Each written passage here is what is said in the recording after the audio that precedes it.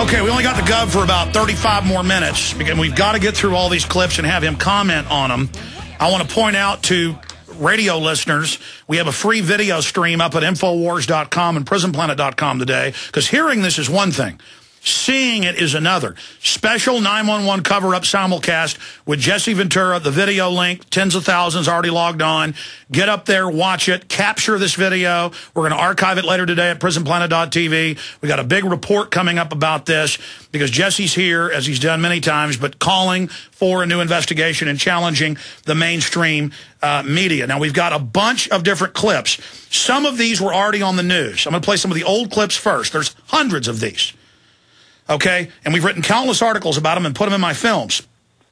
And Jesse's gone and done a 9/11 special report last year for his TV show and interviewed many of these same heroes, police and people like Willie Rodriguez, the janitor, all confirming this. Because you look at the whole area of 9/11, you dig in anywhere, and you find lies, obstructions, 6 of the 10 commissioners saying, you know, a criminal cover-up by the Pentagon. That's a Washington Post headline.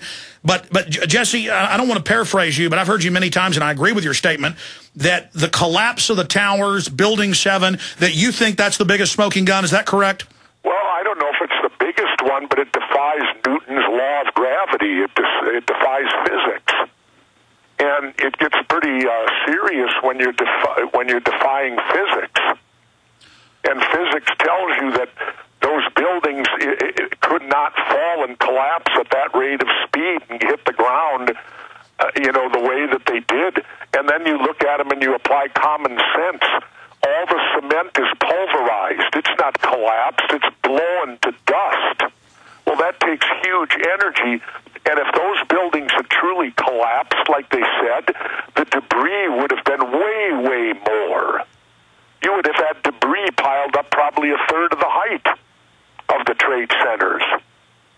And by the way, you're not saying this as a plumber or a doctor. You are an expert in explosives. Explain that. Well, you know, I was trained by the Navy's best. I went through BUDS, Basic Underwater Demolition SEAL Training, and as you said earlier, Alex, you know, underwater demolition and SEALs are synonymous. In fact, it was President John F. Kennedy that created the SEALs when he took the UDT swimmers, and he wrote an executive order allowing the Navy to go beyond the high water mark, which they weren't allowed to do before.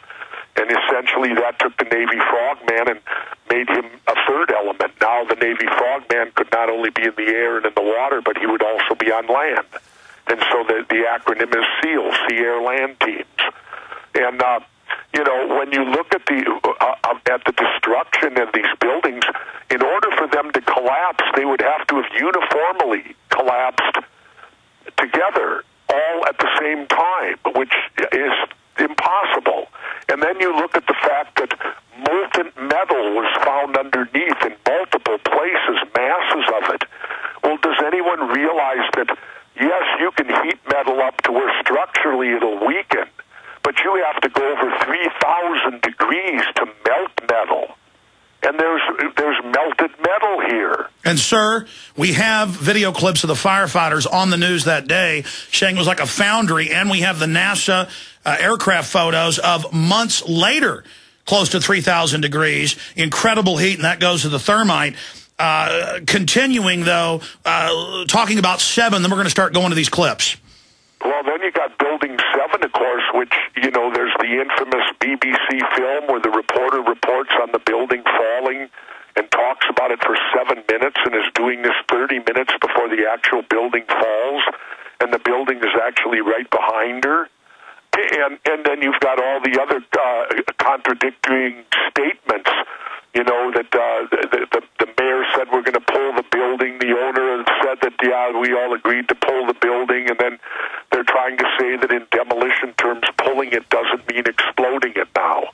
You know, they always come back after the fact and say, well, no, what they meant was something else. When we meant pull the building, it meant we were going to evacuate it. Well, I've never, ever heard the term pull a building meaning to evacuate it out of people. That's a new term to me.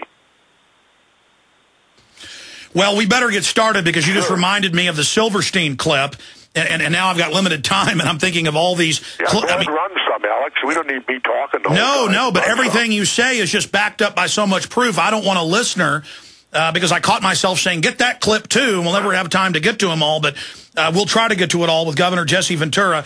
Here is the first clip. Here is New York Fire Department hours after it collapses with commanders talking about the floors popping out and it being a controlled demolition. It was as if they had detonators, as the quote, and the beeps you hear are cuss words. None of this has been edited except for the cuss words under FCC rules. Let's go ahead and play it. Yeah. What do we do? We made it outside. We made it about a block. We made it at least 2 blocks, and we started running. Floor by floor, it started popping out. It was if they had detonated. Yeah, They detonated. were planned to take down a building. Boom, boom, boom, boom, boom, boom, boom. All the way down. I was watching it and running. Just ran up West And then you just sort of this cloud of chasing you down. Couldn't outrun it. West Street. I couldn't outrun it. So what'd you do? I jumped behind a battalion car, I hit under the car, it was All right. Now, let's go to another clip. You heard the governor. You heard me mention lava, molten steel. But we don't just have these firefighters on video to local television talking about molten steel like a foundry. When you hear foundry, that's where they make the steel. Okay? You know, big, giant containers of molten steel. You don't just hear them talking about that. We have video from the news of the molten steel pouring out like lava. Governor Ventura, again, this is powerful info. Absolutely, because what temperature does it have? It has to go over 3,000 degrees to melt steel. And here you've got a great deal of melted steel. How could a plane crashing into a building cause steel to melt? All right, we're pulling up some of these other clips here. We're having a computer hiccup, but we'll get to that in a moment. But, I mean, again, the media says, well, steel could weaken and it could fall. Does it weaken and then turn into lava? Well, Alex, I can even give you a personal story on that. It was like 2 to 3 weeks after the event that my wife and I were accompanied by Governor Pataki, and we were allowed to go right into the ground zero when the workers were there attempting to clean up shortly thereafter. And it didn't really dawn on me that day because, again, you're kind of numb when you go there, and it's like walking into where a hurricane is hit after the fact, and you see all the destruction and devastation. But I remember that day they had to suspend digging because they were running into pockets of molten metal and heat that was so dangerous that they weren't allowed to dig into it. And it didn't register with me that day. But now when I think back to it, I go, wait a minute. How could there be on the ground, everything happened 100 floors up in the air? How could there possibly be molten metal down under the ground? Giant pools of it. And it's not just Governor Ventura saying that. Here's the firefighters. Here's that clip. I think he just did it to... Who knew? To be honest with you, I think he might have thought that was it for us, too. You'd get down below and you'd see molten steel running down the channel rails. Like you're in a foundry. Yeah, like lava. Like it was like lava. on a volcano. Wasn't a lot of screaming, All wasn't right. a lot of yelling. Now, Governor, here's the key before we get to the new clips. There are literally 5 terabytes, thousands of these clips, and it's not somebody who's hurt or it's not a fire. The clips that NIST for 9 years has blocked, but under a lawsuit by the International Group on 9/11 Studies, they've been able to get these videos, and all the videos are firemen talking about molten steel, bombs, are firemen talking about all this incredible stuff. I mean, is that not evidence of a cover-up right there? Well, obviously it is, because you notice that they don't include that in their report at all, do they?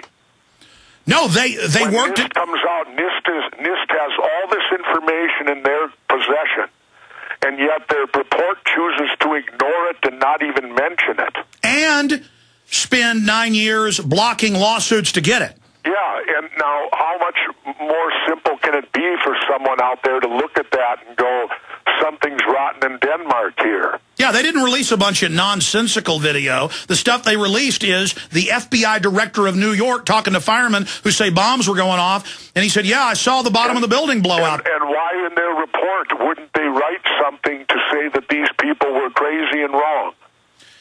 And shouldn't they have at least addressed addressed it and said, well, we had many reports of firemen and officials saying bombs were going off, and then give an explanation as to why these people were wrong. Well, we not only have this new video that just came out yesterday, as they call to the video, of the FBI director in New York saying this, we have the local newscast that day saying the FBI director of the city said they're looking at bombs. So we have it from both angles. This is all new, ladies and gentlemen. Here's the first new clip that they released 2 weeks ago, culling through these. This is a group of firemen with blood pouring out of their faces who have been seriously hurt. One guy's got his face all smashed in. And he looks up, and they're talking about how after the planes hit, they were going in, getting ready to go up, and there were explosions in the lobby. And then one fireman looks up and says, we got to get out of here. There could be bombs in all these buildings. Here's this new video that NIST didn't want any of you, including Governor Jesse Ventura, to see. Here it is. What happened? It was an explosion. It was in the lobby, and the third explosion, the whole lobby collapsed on us. What was it like? What was it like? Horrible. It's like hell.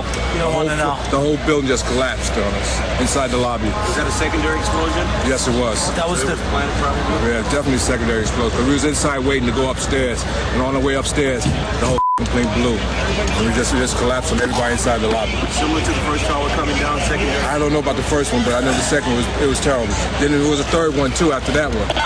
Third explosion after that. That's right.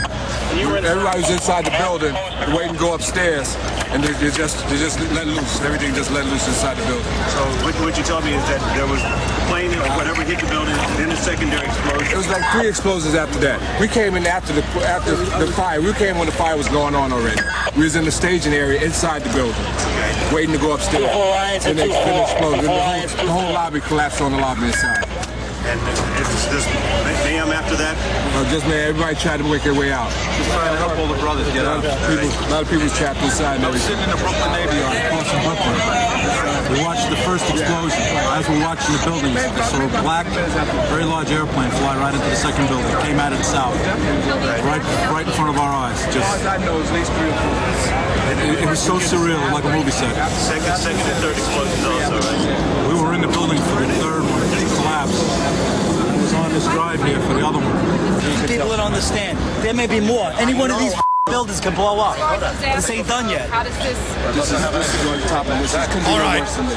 Now there he is saying this ain't done yet, and that was shot at about 12 noon. He was right. 5.5 hours later, they weren't done yet. Governor, you just heard 3 firefighters, one of them senior, saying bombs going off, explosions in the South and North Tower. And what's unique about it, you also heard them say they were in the prepared area getting ready to go up.